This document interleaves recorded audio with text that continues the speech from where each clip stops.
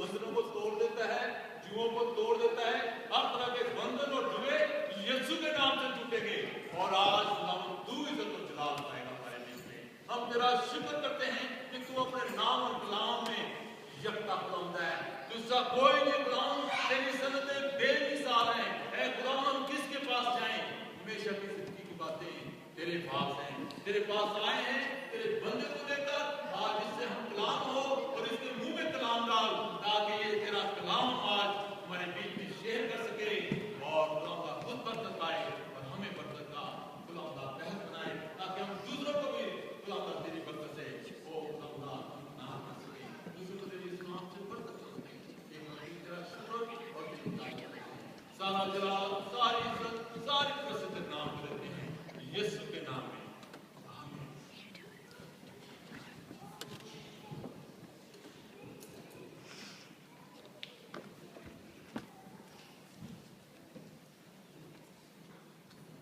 खुदावंद यीशु मसीह में आप सबको Easter Mubarak.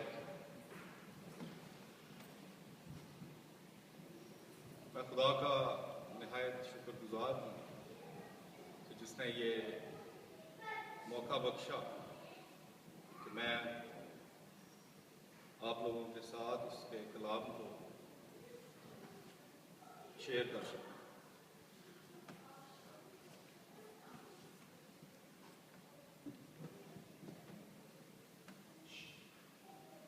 He is risen. Amen. Indeed.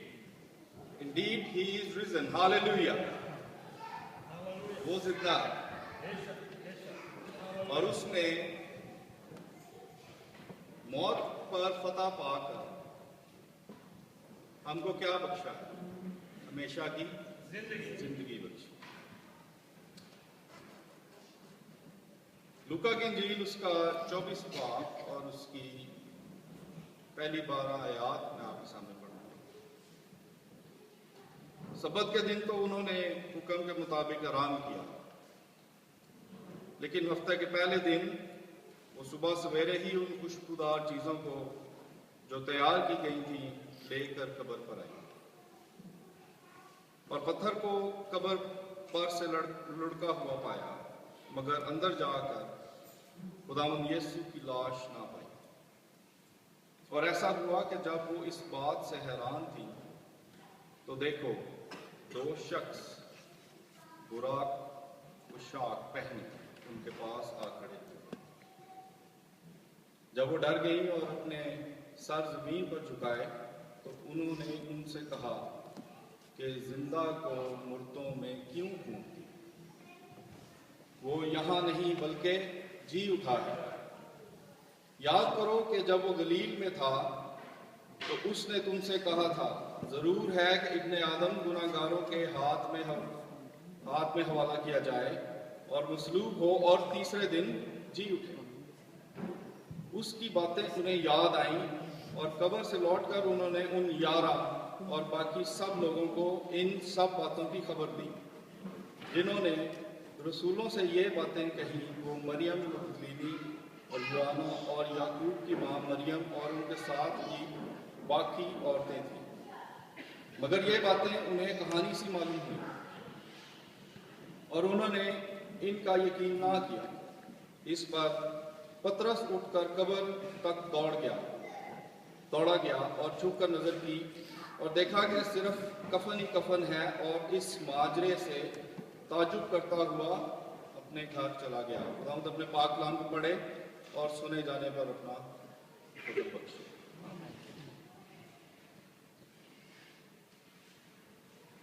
आज का जो कलाम का फोकस है हमारा, वो है कि वो जी उठा। जो उन्वान इसके कलाम के लिए आज मैंने खुदा से मांगा वो है जिंदगी से जिंदगी।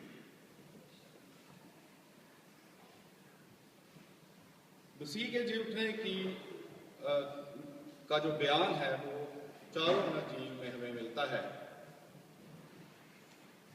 मसीह का जी उठना कोई एक आम सादा सी बात नहीं थी, जैसे हमें कलाम के कई हवाले मिलते हैं कि मुर्दे जिंदा हुए, लाजर भी जिंदा हुआ। लेकिन जब यीशु मसीह मुर्दों में से जी उठता है तो एक नई जिंदगी का आगाज हम लोगों के लिए वो करता है।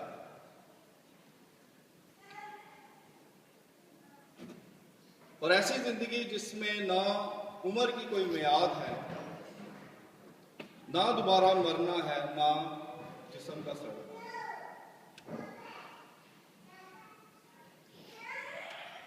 तो जब वो मुर्दों में से जी उठा है तो ये कहना वाजिब है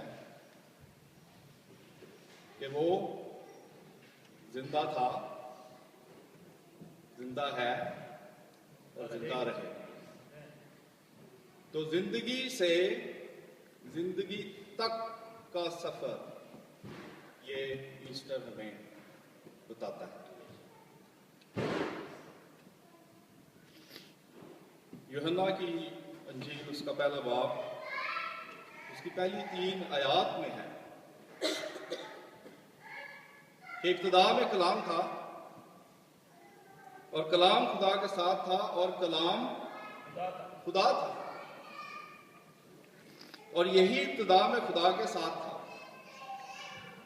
सब चीजें उसी के वसीले से पैदा हुई और जो कुछ पैदा हुआ उसमें से कोई चीज भी उसके बगैर पैदा ना हो।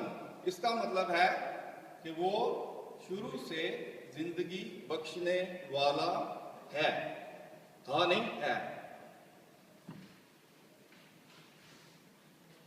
इसके साथ मैं पहला पतरस उसका पहला बाब और 3री आयत पढ़ना चाहता हूं। हमारे खुदावंद यीशु मसीह के खुदा और बाप की हम्द हो, जिसने यीशु मसीह के मुर्दों में से जी उठने के बायस अपनी बड़ी रहमत से हमें जिंदा उम्मीद के लिए नए सिरे से पैदा किया। अब ये जिंदगी का आगाज पैदाइश की किताब उसका 2रा बाब उसकी 7वीं आयत में मिलता है, जब खुदा इंसान के नथनों में दम फूंकता है। उस वक्त हमारा मसीह था, वहां पे मौजूद था। अभी हमने पढ़ा है कि जिंदगी बख्शने वाला कलाम था और कलाम कौन था? खुदा था और कलाम खुदा के साथ। उस वक्त जो इंसान या आदम आप कह सकते हैं 2 काम करता था, बागबानी और निगहबानी। यही 2 काम थे ना उसके। और वो खुदा की हजूरी और उसकी मामूरी में खुश था। जब तक के गुनाह या डिसोबीडियंस सरजद नहीं हुई, तब तक खुदा की हजूरी और उसकी मामूरी में वो खुश था। और जब ये डिसोबीडियंस, गुनाह का आगाज होता है तो खुदा और उसकी बनाई हुई मखलूक के दरमियान जुदाई पैदा, और उस जुदाई को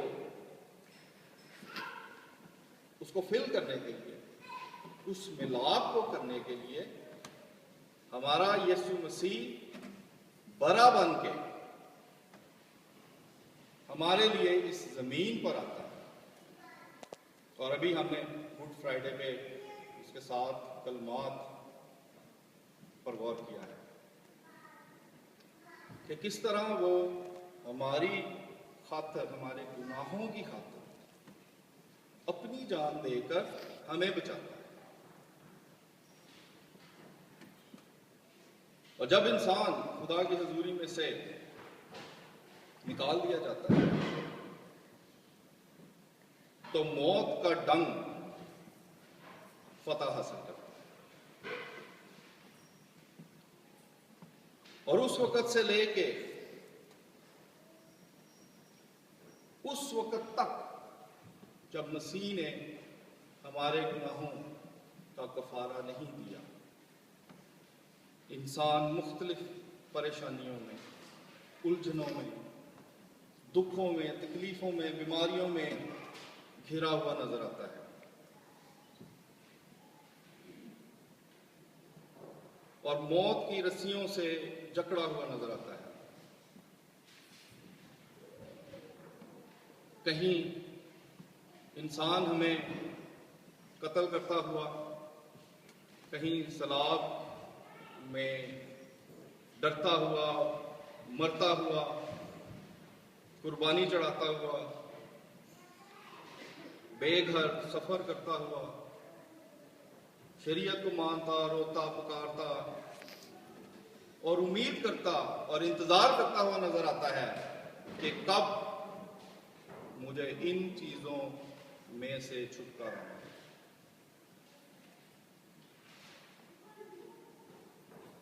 और इस सारे अमल में खुदा बाप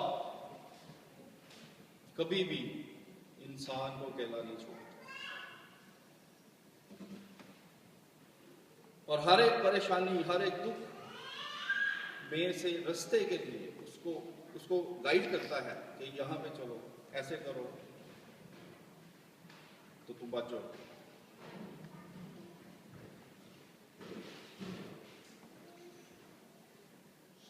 और उस जिंदगी का जो पैदा करने वाला है,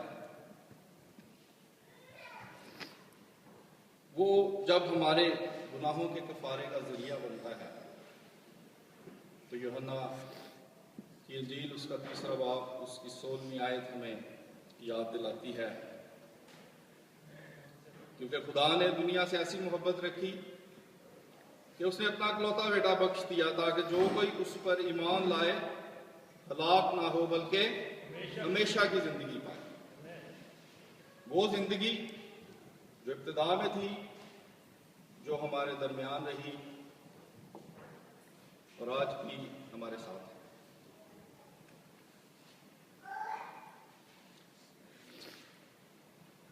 ईमान के बानी यीशु मसीह की जमीनी पैदाइश का जब शुरू होता है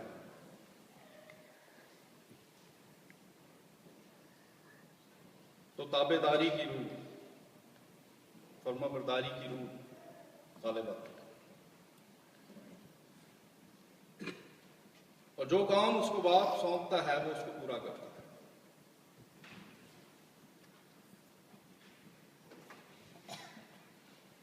हम जब यीशु मसीह को इंसान की नुमाइंदगी और रहनुमाई करते हुए देखते हैं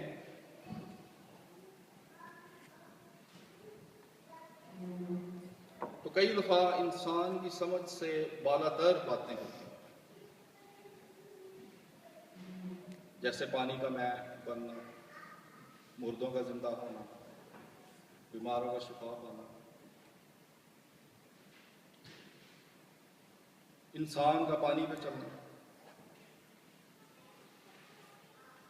लेकिन जो जिंदगी का पानी है वो कहता है कि आने वाले वक्त में तुम इससे भी बड़े बड़े काम करोगे।